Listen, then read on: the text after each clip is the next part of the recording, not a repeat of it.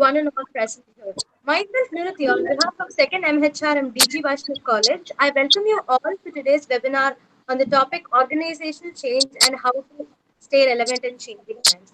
Let us first welcome our speaker for the day, Mr. M. Keshav. Sri M. Keshav is the founder CEO of Mantra or Management Training Research Associates based in Chennai for more than 2 decades. A former journalist, he has also been a television anchor on many shows, including the Quiz Olympiad on Amrita channel in 2005. He has been inspired from childhood by Swami Chinmayananda and has worked with corporations like Hewlett Packard, Bharat Petroleum, Tafe, ICICI Bank, as well as Government of Bihar and Odisha and many education institutions like the Reserve Bank of India's Staff Training College, Great Lakes Institute of Management, Chennai International Residential School, and famous NGOs like CARE, CARE India, Aga Khan Charitable Trust in Delhi. He is an active Rotarian and was awarded Outstanding Young Person by International Junior Chamber JEC. I'd also love to welcome our beloved professor and HOD, Dr. N.C. Martin. A few words about our professor and HOD, Dr. N.C. Martin, sir.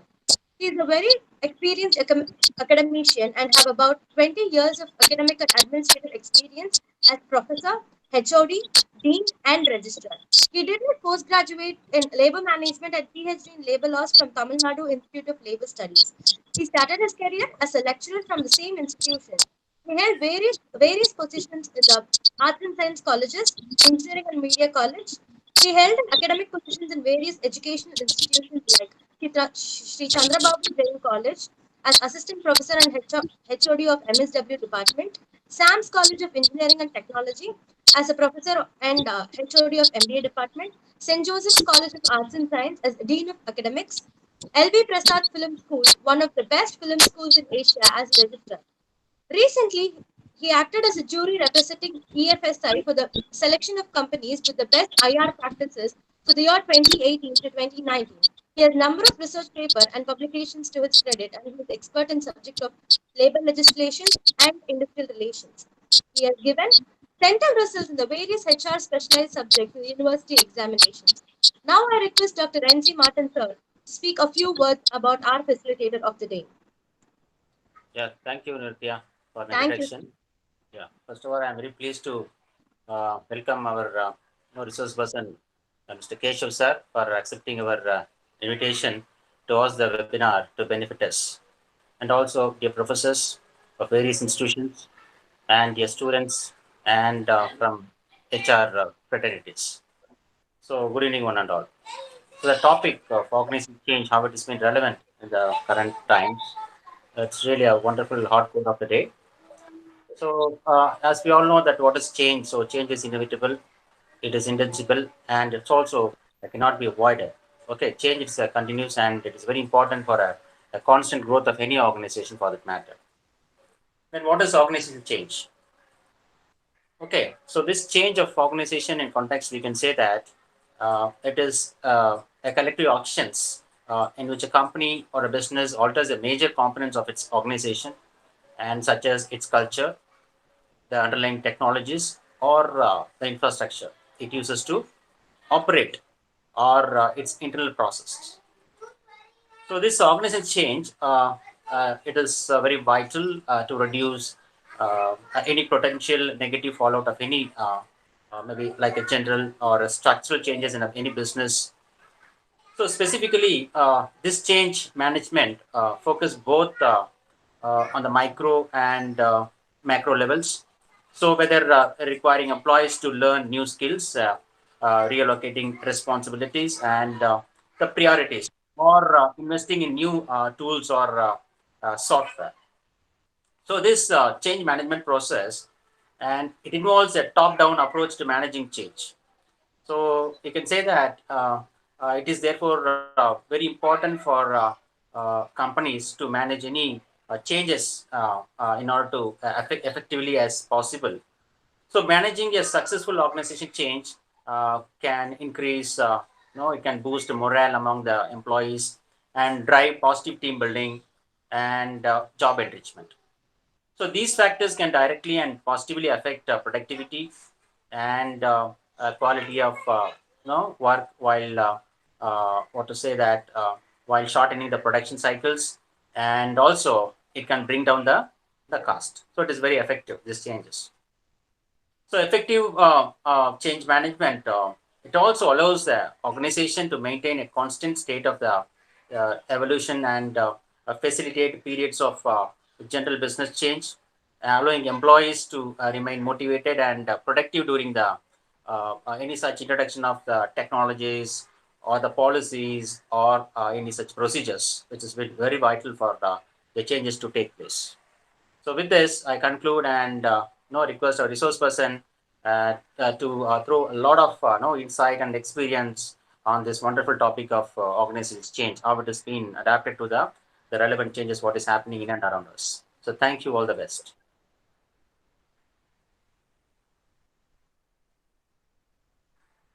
Thank you, Professor Martin. Yes, sir, Thank thank you you. for the wonderful introduction, and always gives me pleasure to speak to all of you at HR Sagacious. I mentioned this before. I like the name itself that you've given the program. Sagacious is a very interesting word because it shows a worldly wise view, to be a sage, and they always say that you should be a guide on the side and not a sage on the stage. That's Yes, what Anthony Robbins used to say, that it's easy to preach from the stage, but when you actually work with entrepreneurs, you should be ready to be a guide on the side, meaning walk with them and teach them. So being a sage is a very tough job. In the olden days, they were called rishis in India. The word rishi is very common. Of course, now we know more about Rishi Kapoor and people like that who play, we remember. But the word rishi had a great meaning. Seer, seer, people who could see, who had a vision. They were the ones who were called sages because they enjoyed life, they lived normal lives, they were married, they had children, but they had the gift of being a sage, which meant that they had a very cultured way of looking at life for the long term. And that is what today we are talking about in organizations. You want to work for the long term. In fact, there's a very interesting series of books. Most of you must be aware of it in the industry. A very great man called Jim Collins, whom I admire a lot. You must have heard about his books, and especially Built to Last, Good to Great. So many wonderful books where they did a survey of companies in America and saw what are these things that some companies did which made them great. Most companies are good, but very few are great. And why are they great? Because they stand the test of time. So this is why we look for how companies have to manage when times change, they adapt. I grew up at a time when Kodak was the most popular name for cameras and films. You couldn't imagine taking a picture without a Kodak camera or a Kodak film in it. And there were very few other companies, including an Indian one called Hindu Films, made by Hindustan Photo Film. All of them went irrelevant. They're not relevant today because the entire concept of photography changed. Yet, many people made fun of it on WhatsApp. You would have read about how Kodak did not manage the change, how they went under. But even today, if you have some old film roll, and if you go to your mobile Play Store and look for a app made by Kodak, you can actually just keep the film on your mobile and see the picture as it is today. Not many people know that Kodak has actually got into IT, and now they're developing, the new technology. And of course, they are not the giants they were. We grew up knowing Kodak as a household name, but today Kodak is just one of the many companies. That doesn't matter for them. They're happy that their stakeholders are happy, that they have not died, that they have survived change. Before we get into all that, let me start with a very interesting story. I know all of us love stories. So I'm talking about this old couple who go on a morning walk around a park every day. Elderly man, elderly woman, they talk about little things in life, their children abroad, their neighbors. They keep talking and chatting and walking. more talk and less walk, actually. Suddenly, one day, the old man, and I'm sure all my young friends watching will now get interested. This old man notices a young girl running every morning in the park. And he suddenly catches his fancy that he should start running and literally chasing her. So he starts, and one morning he has the guts, so he doesn't care whether his wife is going to fight or not. And once she passes him, he decides to start running. Now I know the story is getting very interesting. I'm sure all my young friends from D.G. Vaishnav are listening. So he runs for a while, tries to catch up, finds that he's not as young as he thinks he is, like most of us. And after some time, he finds he can't even catch up. But now he has run so far out of the park that he has no choice but to wait for his wife. He's too tired to go back, and he sits down on a cornerstone and waits for his wife to catch up. And the poor wife, on her way home from the park, finds the husband huffing and puffing and panting and sitting there. So, as usual, she's ready to have a few words, but she sees him in a bad condition. She says, "What happened?" He says, "Well, I think I just couldn't catch up with her. In any case, these young people are so fit. I don't think I should have tried all that. Maybe it was a mistake." And then I won't tell you what happened because the story ends. The romantic part of the story is over anyway. So just imagine what I told you now, right? The husband and wife, let's imagine that is culture, tradition in any country, not just in India, going hand in hand, very slowly growing. And suddenly, this young girl who's, wearing a tight leotard or whatever you call those things, right? And, fitness shoes, Adidas, and all of that. And that is technology. Now, suddenly technology catches upon you and starts overtaking you. And suddenly you start feeling no faith in your own tradition.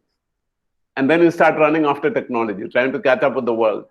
And suddenly you find you are neither there nor here. How does that story go? It sounds very much like India, now in change, in transition. So what happens?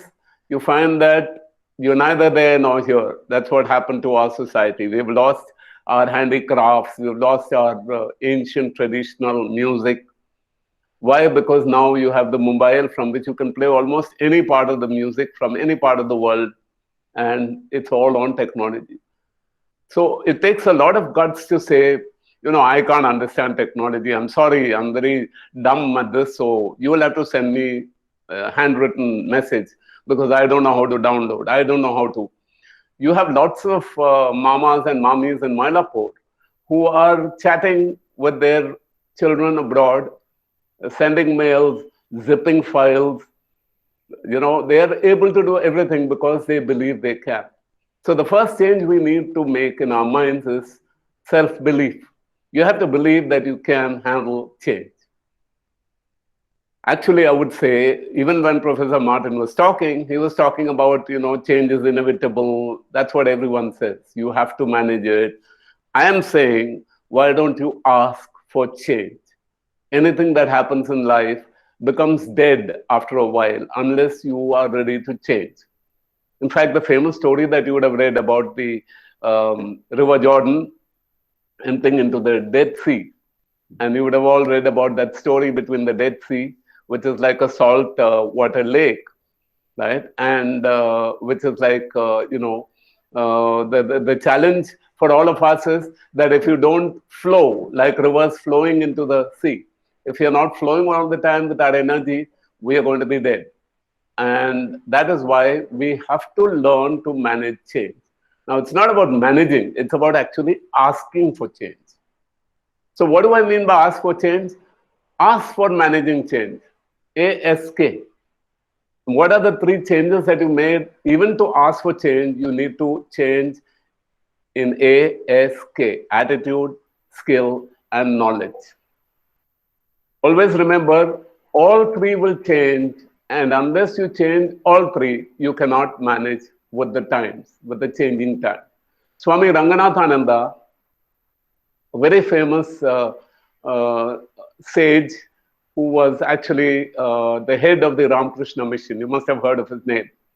Has written a very interesting book, and he was a contemporary of my own Guru, Swami Chinmayananda, right? And he wrote a very famous book, Everlasting Values for Ever-Changing World. Everlasting Values for Ever-Changing World. Now, that is pretty similar to what Jim Collins had written about great companies which stood the test of time. Good companies, they do well, but they don't become great unless they practice some values which are everlasting in an ever-changing world. So you need to be prepared for change, except in the values that you hold. And values are intangible. They are valuable only to the person who has the value for the value. Now, sort that out. I just said it. You think about it. But unless I have a value for honesty, it has no value at all for anybody, whether I'm honest or not. If I'm able to live a dishonest life like many people do by choice, people are shocked when they meet you and find that you are dishonest. But to the person himself, oh, well, the world has been unfair. What can I do? And then, I got into a bad habit. I got into betting, gambling, whatever. Now, you must consider that organizations are sacred. They are like temples. When you enter a temple, you have certain rules for yourself, whether it's a church, a mosque, a temple, a gurdwara. Wherever you go, you start lifting your awareness to approach the altar, the Lord, as you call it. In fact, when you say God, I should remind you of three aspects of God, G-O-D. Okay? One is geographic. Okay? You always have a temple or even an altar at home. It's a geographic location where you practice higher values. So there is a geographic aspect of God. There's an organic aspect of God. There's a time for praying, but at all times you should be aware of God and His presence, or whatever you call God. I mean, if you don't believe in God, don't get into an argument. You call it dog, I don't care.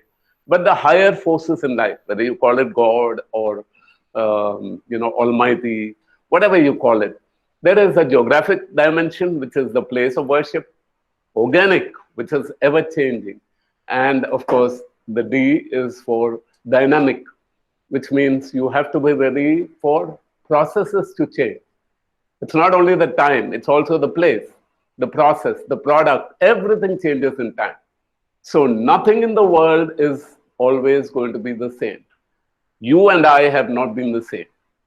But why are we not ready to change with our change? So the mantra, remember what I said now, is change with your change.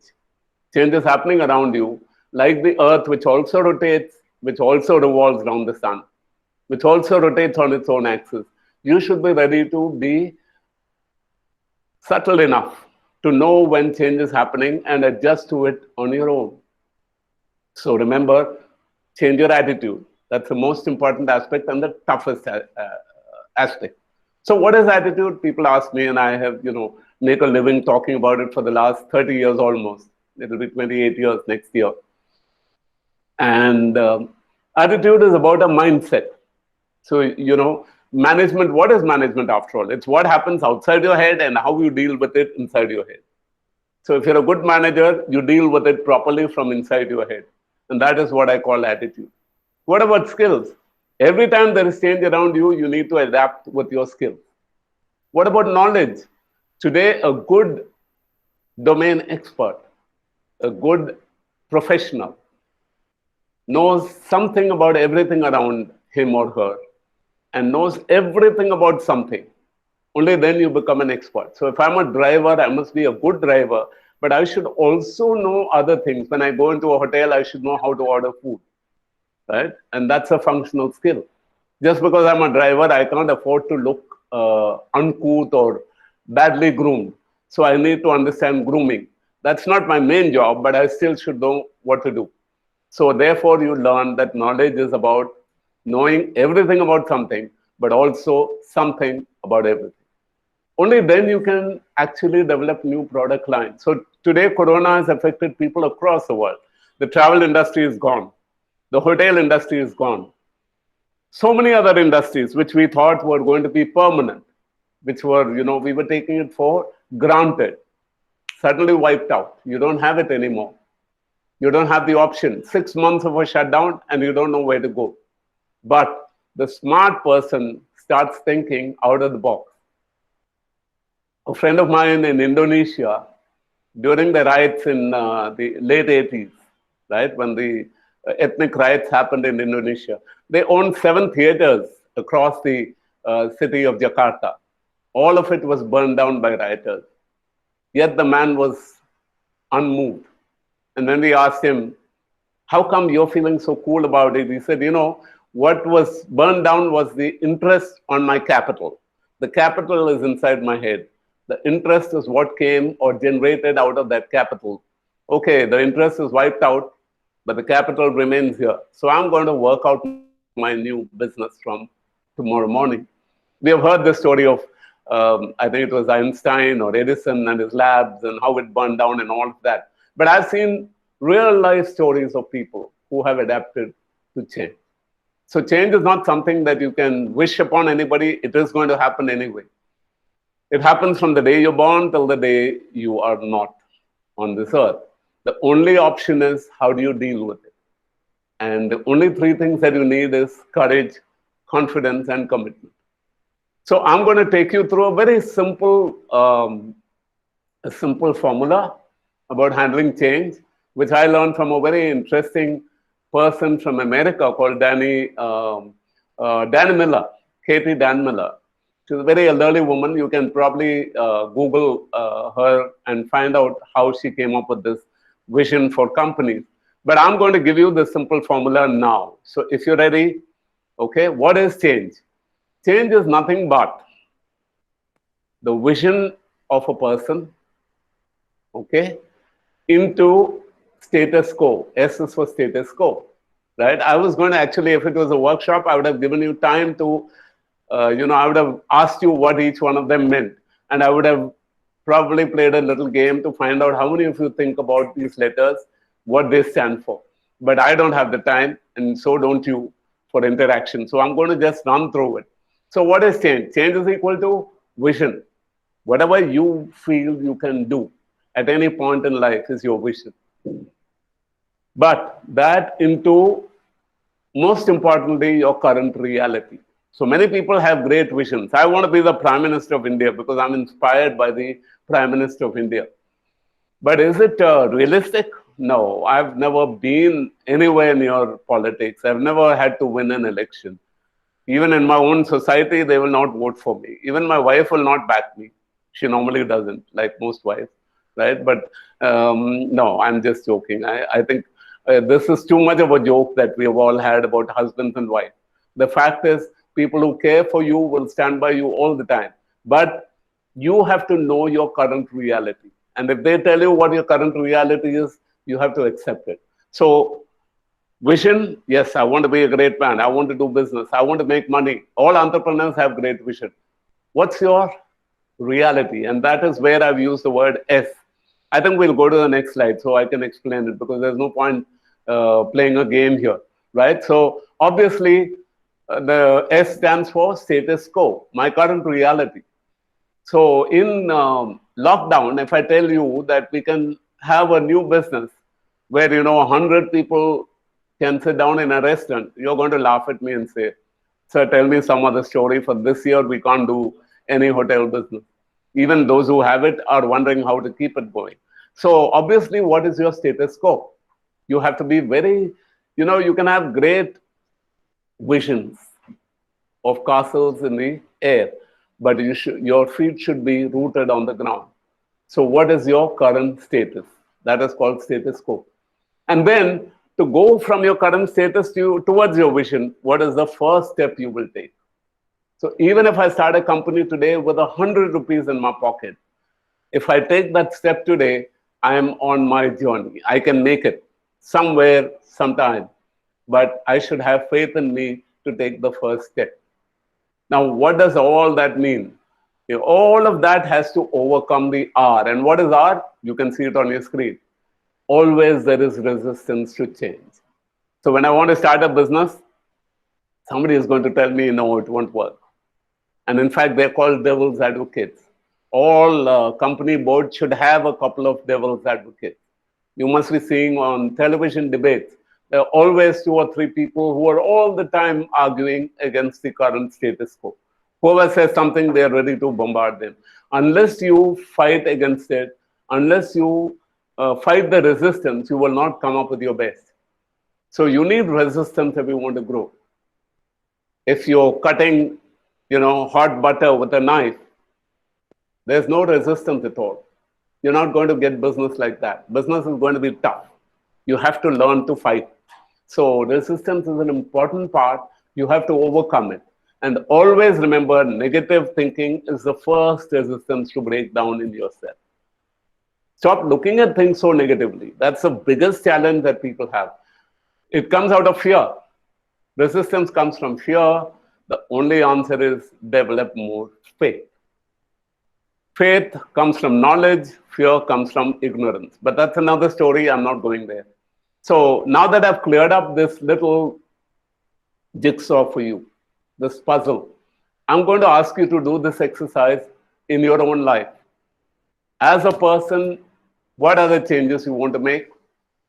What is the vision that you have of change? For example, if I want to put on weight and build my body, I need to have a vision. I start with a vision that tomorrow I will be what all of you young people like to talk about, the six-pack. If you want the six-pack, you put a picture of Arnie Schwarzenegger on your bedside table, and then you go to sleep all the time. You're not going to develop it, right? So you have a vision, but you also have a status quo. What am I today? I'm overweight. I need to work on that. I need to put more muscle. I need to change my diet. So what's the first step? I wake up earlier tomorrow and start exercise. And then what is the resistance? The early morning, because I sit up late and then try to wake up early and then I try to do things. And I'm going to show you a video of that pretty soon. And in fact, if you're ready, I think we should watch it right away, right? Because that will help you understand. And some of you already know from Vaishnav, you probably have seen this video because it's been circulating among you. What happens to people whom we call ultra producers? People who produce more than they're supposed to. So let's play that video.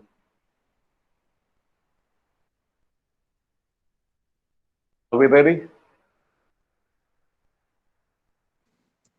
Yes, sir. Will you be playing or you want us to play, sir? Yeah. Yeah. Every single routine That's it. follows three phases. Phase number one, it's about 20 days. Okay, and it'll be hard. It's like the space shuttle leaving the Earth. You're overcoming the forces of gravity. And so all change is hard at first. It's going to be difficult. You're disrupting your old habits. You're wiring in new neural pathways. You're tearing down your emotional architecture. It's going to be hard for about 20 days. And then all change is not only hard at first, it's messy in the middle. Of course it's going to be messy.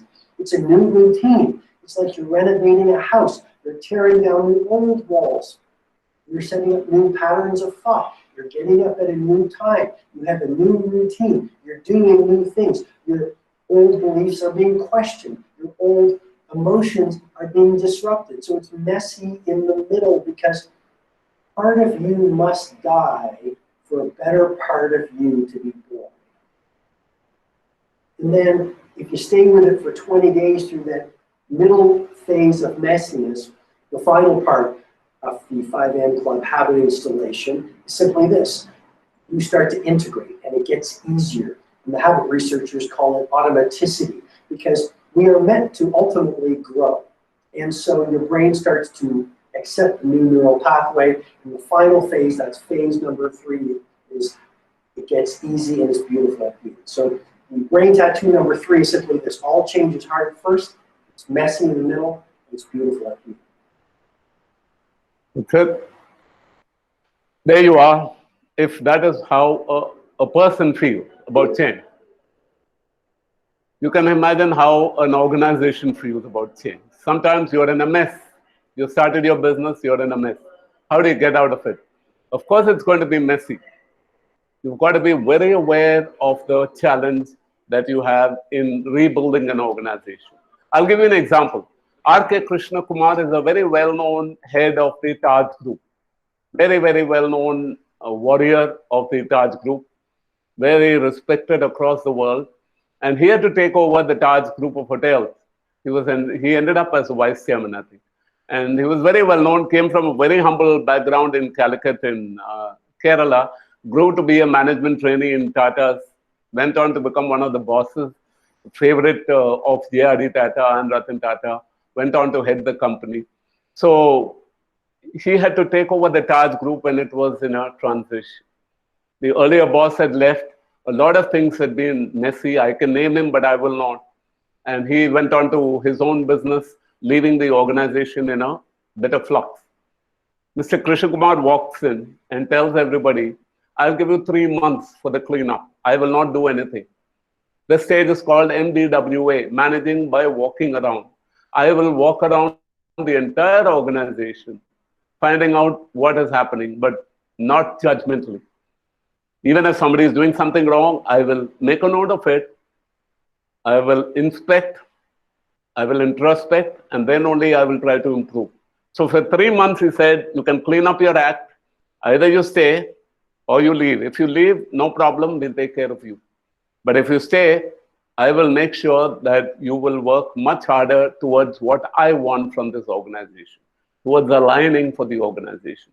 So what he did was move the organization from a very bad state, which we can call a satisfactory state of underperformance. That's the slide I'm going to show now. Yeah. What happens to good companies that go through a bad phase? Obviously, you can see that it is going through a bad phase. It started well, like the honeymoon phase in your wedding, everything is perfect. And then suddenly things start diving because you become complacent. You get into a comfort zone in your business. You think nothing can go wrong. You think you are the master of the game. As an aside, when Sunil Gavaskar retired from cricket, somebody reminded him that Sidney Sheldon had actually written a book in his name. He was joking, of course. He said, the famous Sidney Sheldon, he wrote a novel in your honor, sir. It's called Master of the Game. That is what the young interviewer said. So Gavaskar is always a very witty man. That's why even today he's so interesting and relevant. Like Amitabh Bachchan is in films, Gavaskar is still relevant in cricket almost 30 years after he left the game. So you know what he said? He said, Sidney Sheldon also wrote another book, If Tomorrow Comes. Just imagine the confidence of the man who said, oh, Master of the Game, that's only one book. If Tomorrow Comes is also a question. And Gavaskar answered that by reinventing himself from a cricketer who could face the fastest bowlers in the world on their tracks in West Indies without a helmet. And he said the secret was simple. I was too short for them. I was so short that they could not hit me. Anything they bowled will go over my head. Right? Now look at the way that David and Goliath game was playing in his mind. It was just faith in himself that made Gavaskar the super cricketer, who became the super commentator, who is invited today, even today, as one of the greats of the game, simply because he is relevant. What are we talking about today? How to stay relevant at all times. Reinvent yourself. So I was telling about R.K. Krishna Kumar. So when he got into the Taj, it was going through this phase of satisfactory underperformance.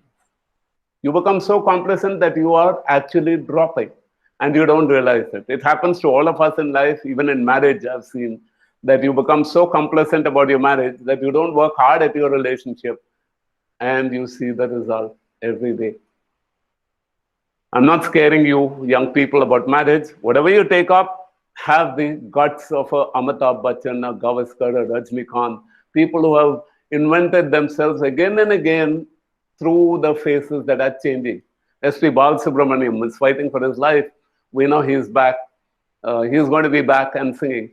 K.J. Yeshudas, so many people across the country who have withstood the test of time. So what happens if you become complacent? You start underperforming. And before you realize it, you're out of the game. So all good players train all the time. In fact, right now, the players are struggling to train and stay fit. But actually, the challenge is not in the physical training, it's in the mental training. They have to remain tough because they know everyone is going through it. So, why should I worry? I am, of course, not doing my best, but so isn't the other guy who's competing with me. So, when I'm aware of it, I know that I don't have to worry. So, don't allow satisfactory underperformance to affect you. So, what do you need to do? Obviously, the big shift is from what happened in the past. We grew up in the Cold War era, as they call it, when America and China, America and Russia were the two great forces. And of course, today it is China and America. Whatever it is that we grew up in doesn't work anymore, right? And when it was tennis, it was John McEnroe versus Jimmy Connors, and Vijay Amritraj from India was the gentleman who lost to all of them because he was too nice to play them. They were like America and Russia. They fought each other every day. They wouldn't even look at each other. They wouldn't talk to each other. Now, that was the traditional organization of the olden time.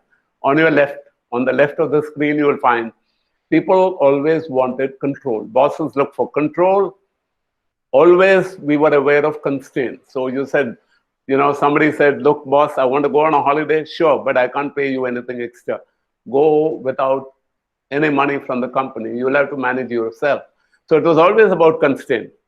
And my relationship with my employers were a contract.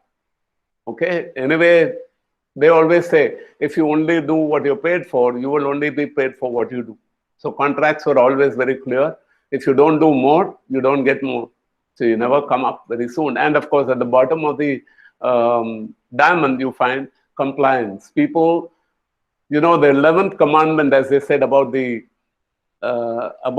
Indian business, the 11th commandment, apart from the 10, was thou shalt not be caught. Compliance was don't get caught. Do anything wrong, but don't get caught by the law. If you get caught, get corrupt. So it was the way that we were running the country. But today, what happened? The renewed organization, and I'm not talking for India, I'm talking for the entire world. Japanese, Australian, American companies, German companies, New Zealand companies that I'm in touch with. What do? They teach their employees to stretch beyond constraint. Right? Today, in the lockdown, so many people have worked extra because their job is at stake. They know that even to take their employer for granted is a mistake. So they were stretching. They learned to stretch. So what did we do instead of controlling? Managers they shifted from control to support. They became supportive supervisors. So what did they do? Earlier they said, I don't care. You can't get leave. You can't go for training. I don't want you to develop into a manager better than me. But today, what do? They support you. They invest in your learning. They invest in your, trying to groom you into a better leader. And of course, they support you till you make it. And most importantly, they are persistent in making sure that only if you get to your goal, I will get to mine as the boss, right? And what has changed?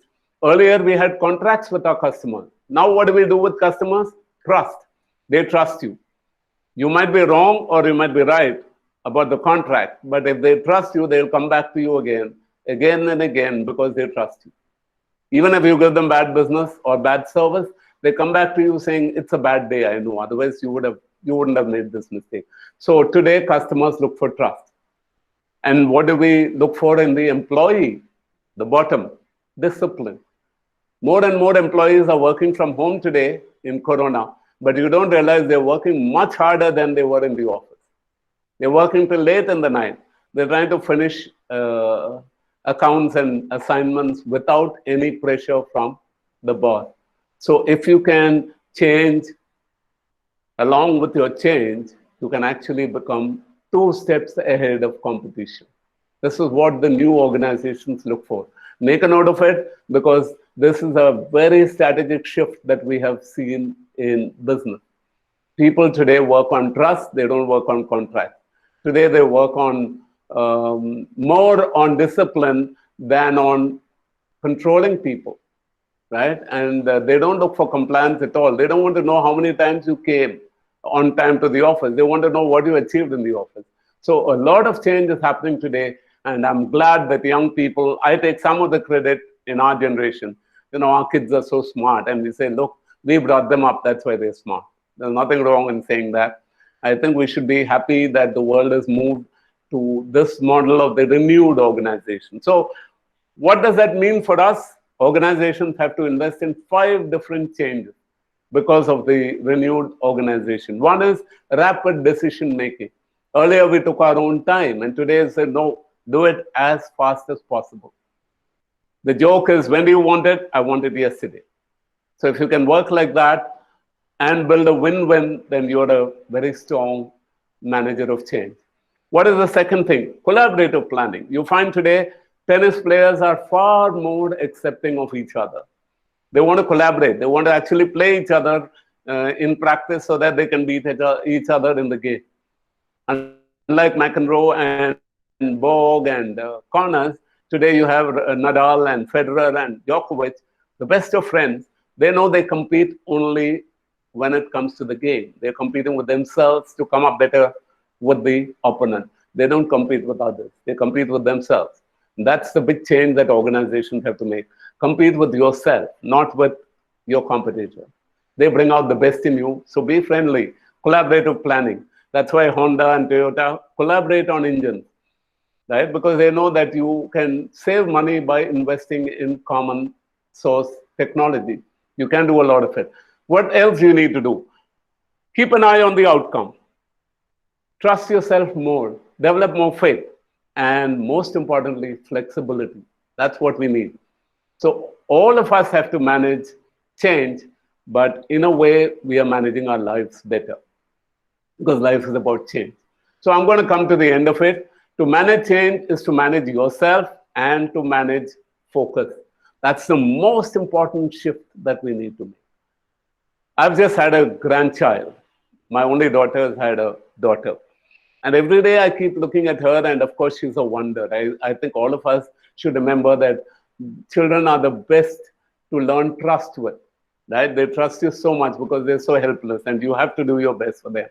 And one thing that I notice is her vision in life is not yet fixed because she doesn't have focus. She looks at everything with wonder. Now, as we grow up, if we can focus on the right thing, that makes you very good at managing change. So if you change your focus, you will change your results. That's what you need to remember. Change your focus, you will change your results. So what do we need to do? From a win-lose in the past, move to a win-win. From a transactional relationship, move to a relationship-based business. Start developing networks. From short-term, look for the long-term good. I think Corona has taught us all this. Don't say your problem, say our problem. My benefit has become our benefit. And how to maximize autonomy or control has become interdependent. So these are some of the changes that you can see.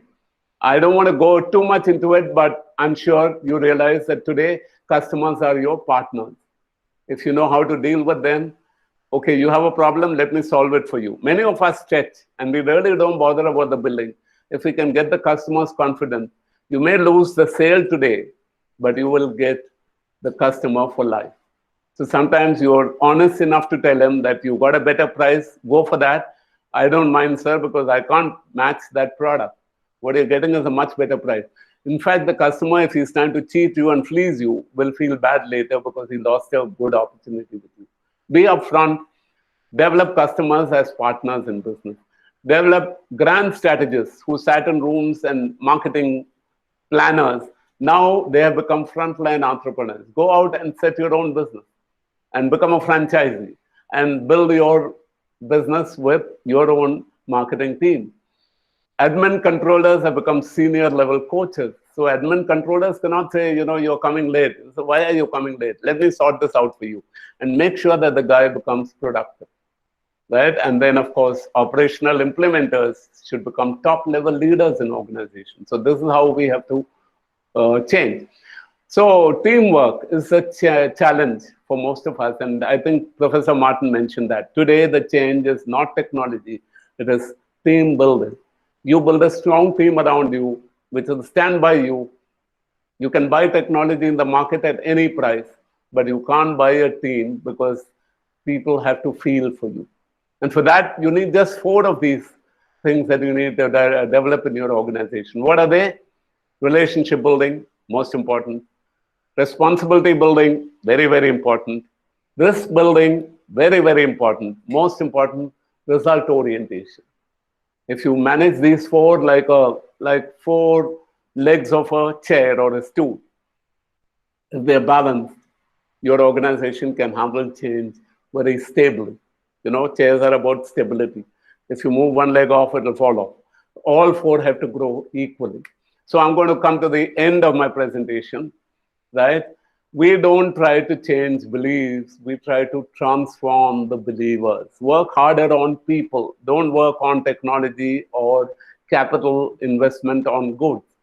Earlier, we used to invest so much on buying machinery from abroad.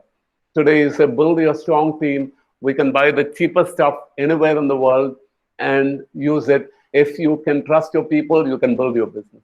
So start transforming people and don't try to argue with them, but try to transform their beliefs. Make them believe in themselves. This is how the Indian Army has become one of the strongest armies in the world, fourth largest in the world. Why? Because we believe in ourselves. We may not have the latest technology in our weapons, but our real weaponry is the spirit of the Indian soldier. So if we can transform our believers, and you know the army does that every day. They pick unemployed young people like you and me from the slums and make them Jawans. And they feel a sense of pride and see what a transformation it makes in a soldier. So just for the records, right, I need to tell you that the Boston Consulting Group came up with this matrix, which I'm going to share with you. Organizations need to look at a product mix to go into the market. So what are the four that you can have? You definitely can see that some of them are stars. They can have a high market share as well as you can see the potential of investing in some star product. And then you have the question marks. If it, you know, it can either make you or break you, right? You invest a lot of money, either it can make you or it can break you at the end. It's a question mark. But try and find one big product that will launch you and make you big time. Who's the example? Mark Zuckerberg, Jeff Bezos, right? None of them thought that what they were doing is going to revolutionize the planet or make them the richest people on the earth. They were question marks when they started. People kept telling them, you will never succeed. You think you can do it? The Ambanis are an example, right? Wipro is an example. Started with oil and now today, you know, software industry. Question mark when they started, but see where they are today. Then you have the cash cows. I mean, you can always make idlis and sell outside. Even in lockdown time, you can make hot food and make a big living. And depending on how you want to make the money, every day you can earn money. And you should always have a skill that you can earn cash, including writing a letter, charging for it. Standing in line for an application, charging for it. People are innovative about cash cows. And the most important are the dogs, right? There are some products that can give you nothing, but you will stay in the market. You'll have a market share.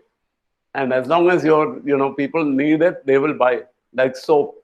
It doesn't matter what soap you use, but you will buy a soap. So if you put a soap on the shelf, it will go. So I thought I should just give you the idea that all of us should spread our risk across these four different categories. This was a very famous model when I grew up. Now, of course, I thought people don't think about it anymore in marketing. It is all passé. But I think it's come back because of Corona. Today, you think you have to sell your skills in different areas to stay relevant, right?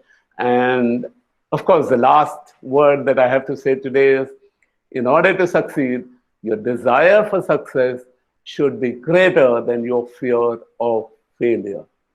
My friend Pratik Surana from Bombay sent this out as one of his messages.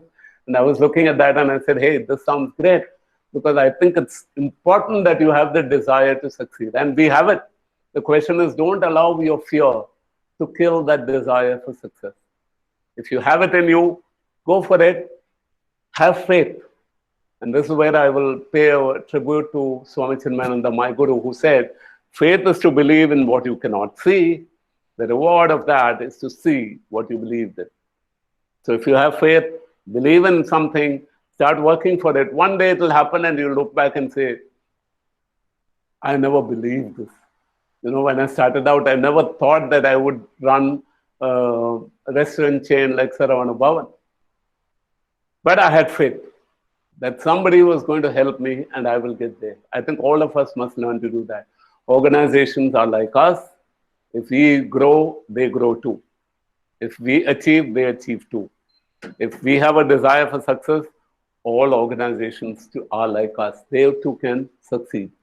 Thank you so much, Professor Martin. I hope I added some value. And I look forward to spending more time with you. And I hope to continue my relationship with the sagacious students of D.G. Vaishnav. Keep up the spirit, learn something every day, put it into practice, become the person you were born to become. That's my message for you. God bless you all. This is a great country, and you're going to make it greater. Thank you. Thank you, sir. So, can we have a question and answer session, sir?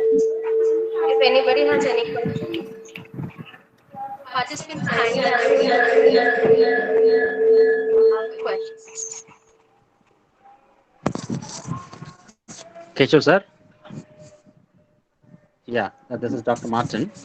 Yeah. Sir, it is direct questions to you because you have more than 4 decades of Yeah, it was difficult. yeah, about no, you have been working in more than on many organization. So I just want to take your experience that. So what is the biggest change management challenge you have faced, and how did you handle it? Yes. In my own case, I was a journalist before I became a trainer.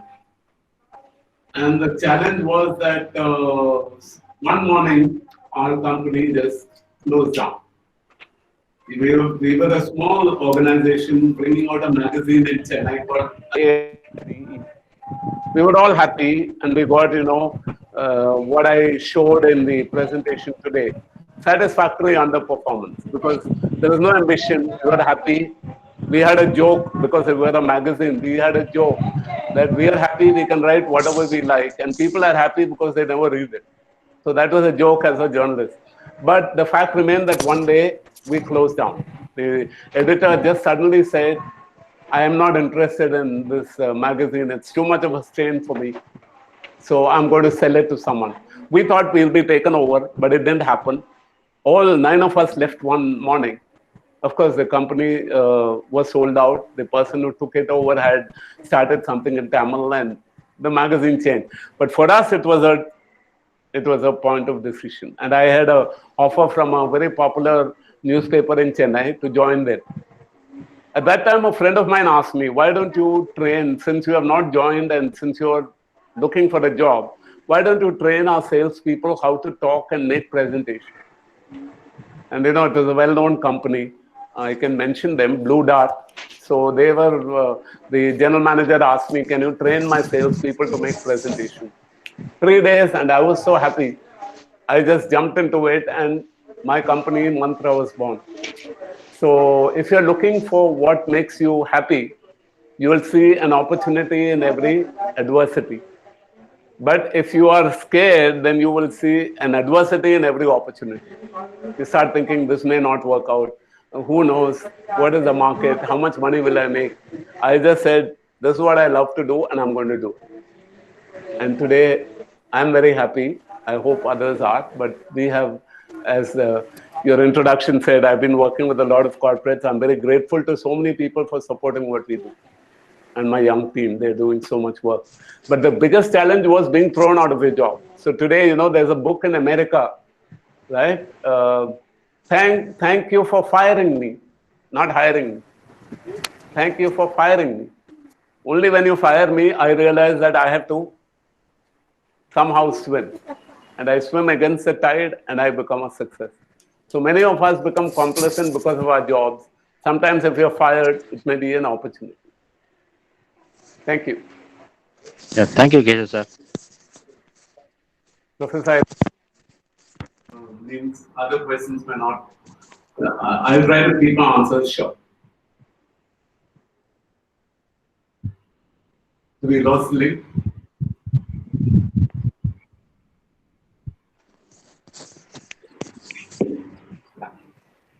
Have we lost the link? Any other questions, participants?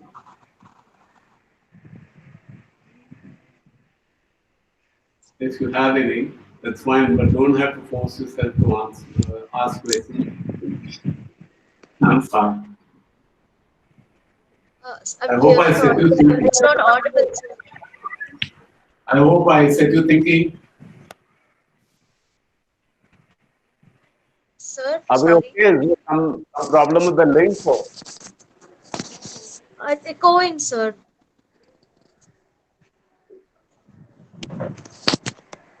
Hello? Yeah, now it's audible, sir. Shall we call off? Yeah, sir. So I'll just read the vote of thanks.